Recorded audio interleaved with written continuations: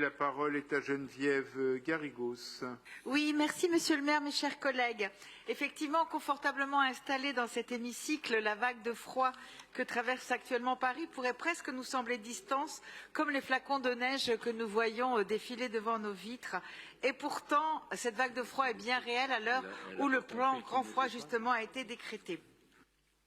Et nous le savons, pour les personnes qui n'ont pas de solution d'hébergement pérenne, ce froid prend un autre sens, celui d'un combat permanent contre l'hypothermie, contre les engelures et à la quête de nourriture qui est leur quotidien s'ajoute l'urgence de celle d'un lieu où se protéger du froid et des intempéries.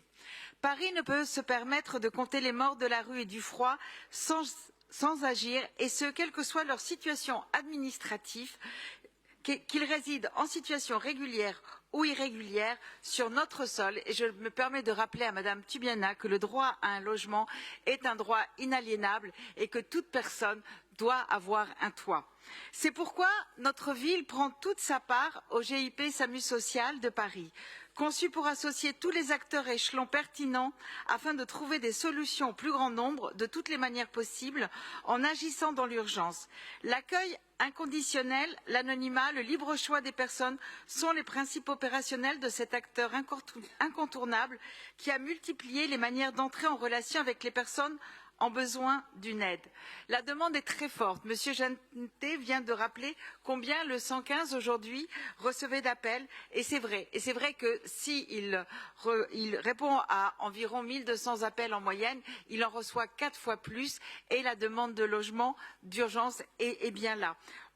Il a parlé également du CIAO 75, mais je voudrais revenir moi aussi sur d'autres activités du SAMU social, comme par exemple les maraudes, puisque depuis 2016, le SAMU social coordonne les maraudes parisiennes avec 7 camions par nuit en moyenne, permettant d'aller vers les publics exclus ou isolés. Le SAMU social opère également un pôle d'hébergement et de réservation hôtelière, le pôle Delta, qui, toujours en 2021, a hébergé 36 104 ménages distincts à l'hôtel avec 887 hôtels mobilisés. Enfin, il gère 7 centres d'hébergement d'urgence totalisant plus de 620 places, un espace solidarité d'insertion ainsi que la halte femme de l'hôtel de ville dont parlait Madame la maire Anne Hidalgo plus tôt aujourd'hui. En complément, parce que l'hébergement est la clé de tout accompagnement en santé, le SAMU social gère de nombreuses structures adaptées à une approche médicalisée, pathologies lourdes et chroniques, pathologies aiguës, et s'appuie sur une équipe mobile de lutte contre la tuberculose pour dépister et soigner, avec 355 personnes suivies en 2021. Enfin, l'Observatoire du SAMU social de Paris mène un travail nécessaire à la connaissance des publics et de leurs problématiques. Oui, le SAMU social a su développer de nombreuses actions pour répondre à la grande détresse et je l'en félicite comme je remercie l'ensemble des acteurs sociaux de la ville de Paris qui sont à pied d'œuvre en cet hiver. Mais les besoins sont encore plus grands, cela a été rappelé. Ce d'autant que de nombreux hôtels ayant repris une activité touristique se désengagent des dispositifs d'hébergement et que si le 115 répond tant bien que mal, comme je le disais, eh bien, il en reçoit 4 fois plus d'appels qu'il ne peut en prendre. La grande détresse n'a pas disparu avec les confinements et pour faire face aux besoins, nous devons créer 1000 places d'hébergement supplémentaires. Si la ville a d'ores et déjà identifié 600 places qui sont en cours de création, il est impératif que l'État mette à disposition des locaux pour contribuer à cet effort. Impératif également que nous cessions collectivement d'accorder du crédit au fantasme malsain d'une éradication de l'immigration dressée en bouc émissaire de toutes les défaillances sociales de l'État. Tétanisé par la rumeur